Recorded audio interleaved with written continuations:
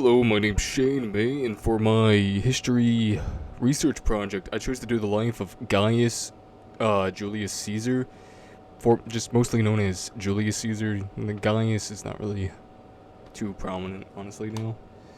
But for this presentation, I'll be exploring the life of Julius Caesar, who is one of the most influential figures in Roman history. And I'll be digging deep in his political maneuvering, his military conquests, and overall his ultimate rise of power, which transformed Rome and set the stage for the Roman Empire. And in this presentation, I'll follow his journey from early life all the way to assassination. I may miss a few things because there's a lot of sources I found when I was doing research upon him. So if there's anything I don't touch up on, such as his alleged romance life with Cleopatra and all that. Sorry. No, I don't think it's alleged. I think it's actually that it's factual. That's not alleged at all, but that's a different tangent. Um yeah, and that's basically my intro. Julius Caesar was born of the Julie family, of course, and his alleged birthday is July 12th, 100 BCE. It's also said that he was may have been born July 13th, 100 BCE. It's in between that range, but give or take, it doesn't really matter. It's claimed that his family is descendant from Aeneas and Venus, or like Aphrodite's goddess of love.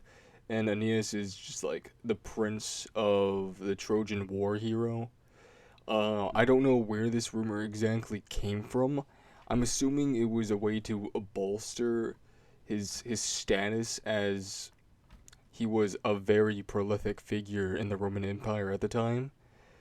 So, with rumors such as this, it kind of makes sense. And alongside with that, his family was a partisan family. It was patrician, and his dad was heavily involved in Roman politics. So gave his family a lot of influence. But despite all that, they weren't very wealthy during his youth, and this just being surrounded in this political scene affected Julius Caesar. I'm assuming in his later conquests, as him being such a prolific leader of the Roman Empire. His father died at age 16, so this bolstered him all the way up to the head of the family. So he stepped in, taking a role of leadership at such a young age.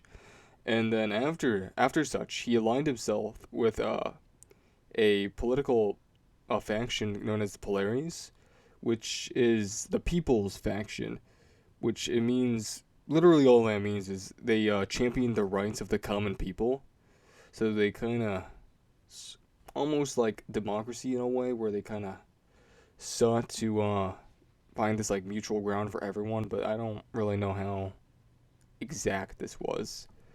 And this decision to be part of this like political faction laid the foundation of his future political rise as he began cultivating alliances based off of this, and this would shape his career. Continue on. Caesar's political rise accelerated rapidly. By 69 BCE, he served as a military tribune and a conquistador in Spain, which he gained valuable experience. Following up later in 63 BCE, around there, he was elected Pontifex Maximus, which is the highest religious office in Rome, which bolstered his public profile, just making him appear like this almighty figure.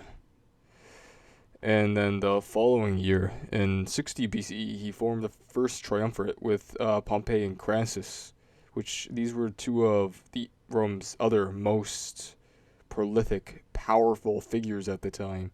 And basically, what the triumvirate is just like power split between three men. This was like a really new, innovative idea at the time. And this alliance allowed Caesar to bypass a lot of opposition in the Senate, especially, and gave rise to the consulship in 59 BCE, where he enacted very popular reforms. His appointment as governor of Gaul in 58 BCE specifically set the stages for his military victories that would eventually make his name so well known, especially now. So, some early political expansions as well as reforms that were implemented between 58 and 49 BCE. Caesar not only expanded Rome's territory, but also worked to consolidate his political power. He did this by granting Roman citizenship to the peoples of Sicilian Gaul, which expanded Roman influence and created loyalty amongst the local populace. So he was a pretty likable figure at the time, especially in Rome. And in 49 BCE, Caesar's political influence reached new heights, and when he secured the right to run for consul in Gaul, which was an unprecedented move that allowed him to maintain his military command while pursuing political office. This maneuver helped him solidify his power, though they would eventually lead to conflict with his political rivals, as it's kind of a shaky field in politics, as it always is. When Caesar became the undisputed ruler of Rome, which he did this through four main means, which was military conquest, political alliances, civil war, which and dictatorship. But the first three of military conquest, political alliance, and civil war is what eventually led to the dictatorship. So it's a three of one situation. And then some of these military conquests again were his conquest of Gaul and his victories in the Gallic Wars, which greatly extended the Roman territory. In addition to this, he also invaded Britain and built a bridge to Rhine. It's just that's a lesser achievement in my opinion, so I'm not gonna dive too deep on that one. And again, the aforementioned political alliances were the first triumvirate, which Pompey and Crassus, which this allowed him to gain significant political power and gaining trust of the people too. And then eventually this alliance had some downsides because there was a civil war which was against Pompey, and Pompey didn't really win that war, which just left him in a nearly unchallenged power, and so no one could really take anything away from this guy. He was just this beast, this beastly figure, and this eventually led to his eventual appointed dictatorship for life, which solidified his control over Rome and marked the end of the Roman Republic. But I'll go deeper into that later in the presentation.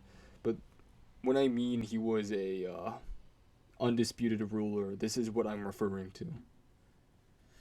And later, in 46 BCE, he standardized the Roman calendar, which is the Julian calendar, named after him, of course, Julian Caesar, Julian calendar. Yeah. But basically, what the Julian calendar is, it aligned with the solar years, and it was like 365 days, and with leap year every 4 years, it was, I think. And it was more accurate than the old system, so it became the basis of the modern the modern calendar we still use today. And that was just one of the standardized transformations he added into Rome. In addition to all of this, I know it's a lot, Caesar also standardized governance laws across Rome and territories in 45 BCC, which ensured greater consistency in Roman rule. And that same year, he expanded the Senate's size to broaden representation. Though a lot saw this as an effort to diminish the Senate's power, it reflects the Caesar's broader vision for a more unified and organized empire. Though it's not quite a dictatorship yet, I guess. It's kind of, he contradicts himself a bit. I really don't understand the entire means of the Senate if he's a dictator. I never really got that part of the research, but I'm not gonna argue with historians. I know my place.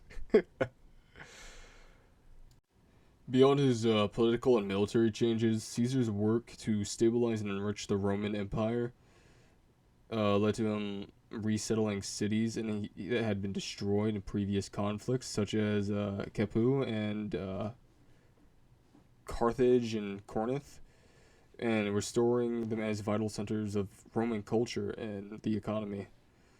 In addition to this, Caesar promoted the extension of Roman citizenship to loyal allies, strengthening the unity of Rome, and these actions laid the groundwork for a more cohesive empire under his rule, demonstrating his commitment to Rome's long-term stability. He was just a good leader overall, despite destroying a lot of these cities in his pilgrimages. He eventually came back and made his corrections. Finally, the conquest of Gaul. One of Caesar's most famous achievements was the conquest of Gaul, which he led between 58-50 BC, good chunk of time. His victories over the various Gallic tribes expanded Roman territory deep into Western Europe, thus securing his status as Rome's greatest military commanders. And Caesar's Di Bello Gallico, if I remember correctly, sorry if I botched the name, I'm not too good at pronunciations of this, was his first-hand account of these campaigns, which still remains as a key historical source. So it's pretty important document. I'm surprised. And these writings not only document his victories, but also helped build his public image, showing him as a hero to the people of Rome, and this just kind of idolized him more. So, covering more of some of these military campaigns that Julius Caesar did. Well, not really just campaigns. These were wars that he had to fight. In 49 BCE, Caesar made a fateful decision that would change the course of Roman history when he decided to cross the Rubicon River with his army. He effectively declared war on the Roman Senate, and this moment was famously marked by the words, the die is cast, which ended the political equilibrium of the Republic and set the stage for a civil war. Sorry, just a little yawn. Caesar's march through Italy met little resistance, as his popularity among the people and his military strength allowed him to gain control without any much major conflict. I was about to say any. No, he still had conflict, but he was pretty popular, so it made it much easier for him to win this war, which shortly after he defeated the Pompeian force in Spain, further consolidating his power. Of course, Caesar's victory over Pompey is no surprise. Caesar's most significant victory, which came in 48 BCE, at the Battle of Pharsalus, where he decisively defeated Pompey, his former ally and rival, after Pompey lied to Egypt, hoping for a sanctuary. He was assassinated by Egyptian officials.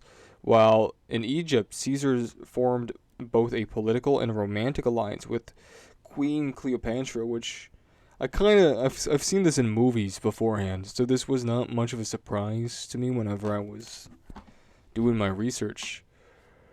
But I always thought it was kind of a random mix of political figures, but it was an interesting thing to learn when I was doing this. But continue on that tangent aside. This strengthened his alliance in the east, And this partnership not only solidified his control over Egypt, but also contributed to his growing reputation as a global leader. Campaign Asia Minor. Caesar's military genius was further demonstrated in 47 BCE, as it's already known. He's a great military leader at this point. Just gets better. And he swiftly defeats Pharnaces II of Pontus in Asia Minor, which his victory uh, was so quick that he famously declared the line "Veni Vidi Vicis," which just means "I came, I saw, I conquer." It's honestly kind of goofy to me, but some saw this as awesome, and I don't know. It's still goofy. Which this phrase captured the ease of his decisiveness, which Caesar handled his military campaigns in. It was also highlighted by his unparalleled confidence and his ability to achieve his objectives very quick.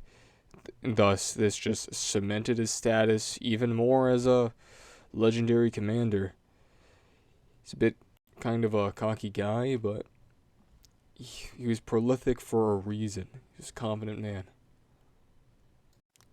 Stacking upon what I currently have so far, crushing the last resistance.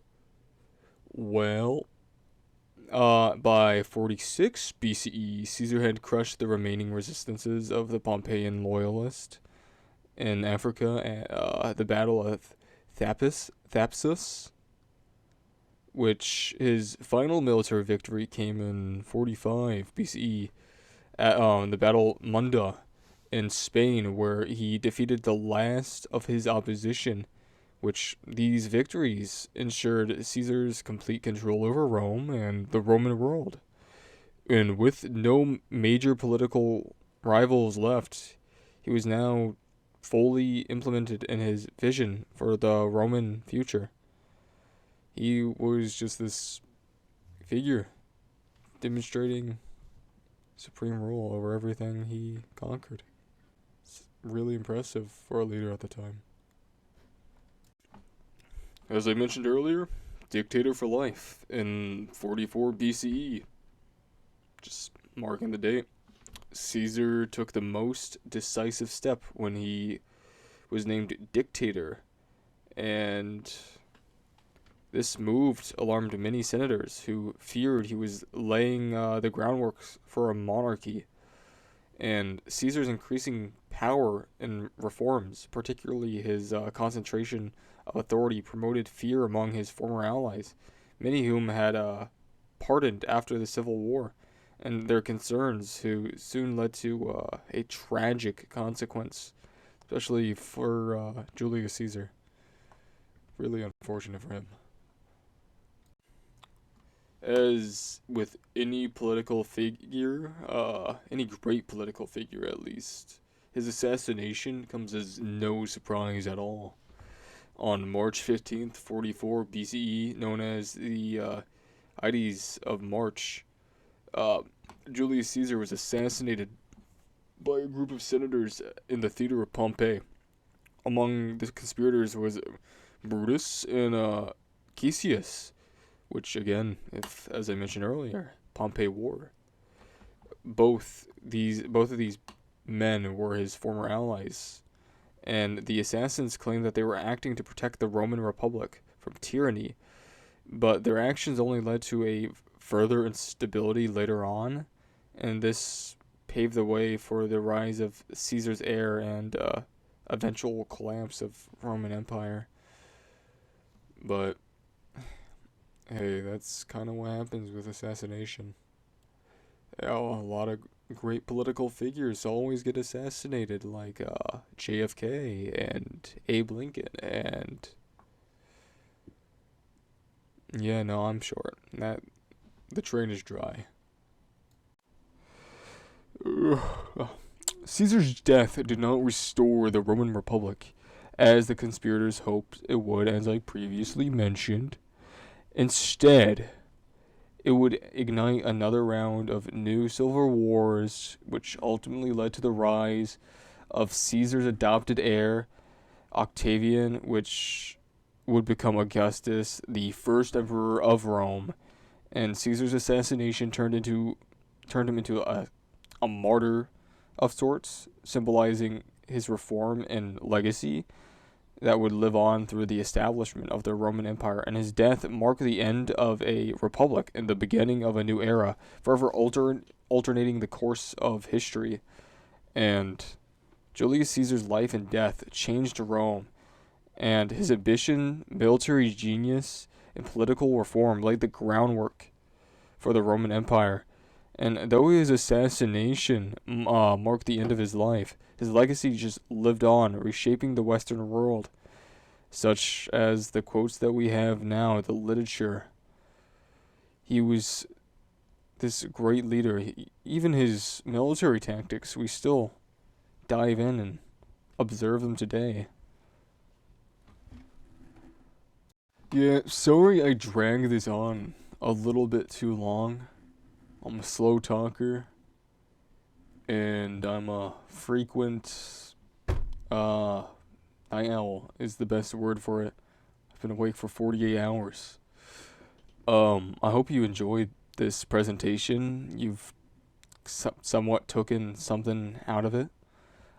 These are my sources that I primarily used. If you were to read any, I would honestly recommend just going with the Britannica source. It's the most strong, in my opinion.